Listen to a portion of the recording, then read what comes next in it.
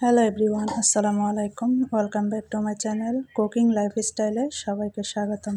আশা করি সবাই ভালো আছেন। আমিও আলহামদুলিল্লাহ আপনাদের দোয়ায় ভালো আছি। তো আজকে আমি আরেকটি রেসিপি নিয়ে হাজির হলাম। রেসিপিটি হলো আমি লুডোস দিয়ে পাকোড়া বানাবো, সেটা আপনাদের সাথে শেয়ার করব। তো দেখুন আমি কিভাবে তৈরি করি।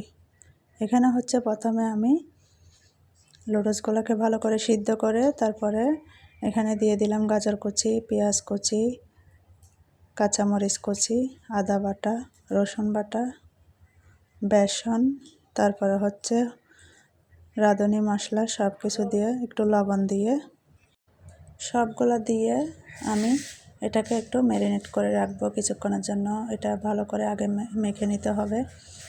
সব কিছু দিয়ে এটাকে মেখে তারপরে হচ্ছে ভালোভাবে একটু মাখবেন, যাতে সব কিছু যাতে দলা পেকে না যায়, একটু আঠালো আঠালো যাতে হয়। দেখেন এইভাবে হয়ে গেছে এখন মাখা এইটা কিছুক্ষণের জন্য। তো এটা যখন মাখানো হয়ে গেছে, এখন আমি একটা কড়াইতে তেল দিয়ে দিলাম। তো তেলটা গরম হওয়া পর্যন্ত একটু অপেক্ষা করতে হবে। তো তেলটা গরম হয়ে গেছে, এখন আমি এর মধ্যে পাকোড়াগুলো ভেজে নিব। তো অল্প অল্প করে চারপাশ দিয়ে আমি পাকোড়াগুলো দিয়ে দিব, যাতে এটা হালকা আছে আপনারা জাল দিবেন, যাতে নিচে দিয়ে পুড়ে না যায় বা লেগে না যায়, একটু লক্ষ্য রাখবেন। তো এটাকে আস্তে আস্তে করে জাল করবেন। তো আমি অপেক্ষা করতেছি এটা ব্রাউন কালার হওয়া পর্যন্ত। যতক্ষণ পর্যন্ত এটা কালারটা না আসবে ততক্ষণ পর্যন্ত এটা উল্টাবেন না। তো যেহেতু এটা কালারটা হালকা ব্রাউন হয়ে আসছে, তখন আমি এটাকে উল্টিয়ে দিলাম। তো এক এক করে সব কিছু আমি উল্টিয়ে এটাকে আবারও এপিট ওপিট করে ভেজে নিলাম। তো এটা ভাজা হওয়া পর্যন্ত একটু অপেক্ষা করবেন। ব্রাউন কালার হয়ে গেলে এটাকে এপিট ওপিট করে ভালো করে লাল লাল করে ভেজে নিয়ে তো আমি একটা বাটিতে তুলে নিব এটাকে।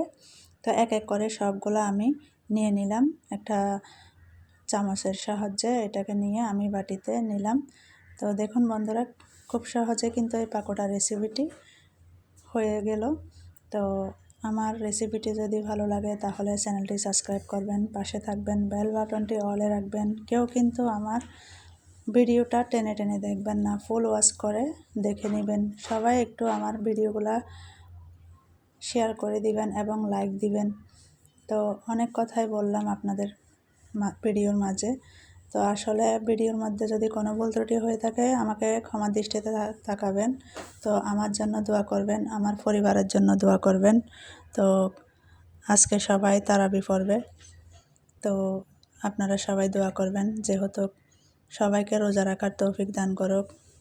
এই ভিডিওটি কেমন লাগলো আপনাদের কাছে?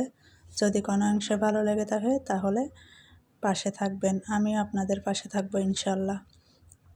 তো পাকোড়াটি আমি এখন একটা প্লেটের মধ্যে নিয়ে এটাকে আমি আমার হাতে যেগুলো ছিল সেগুলো দিয়ে আমি সাজিয়ে নিছি প্লেটটাকে।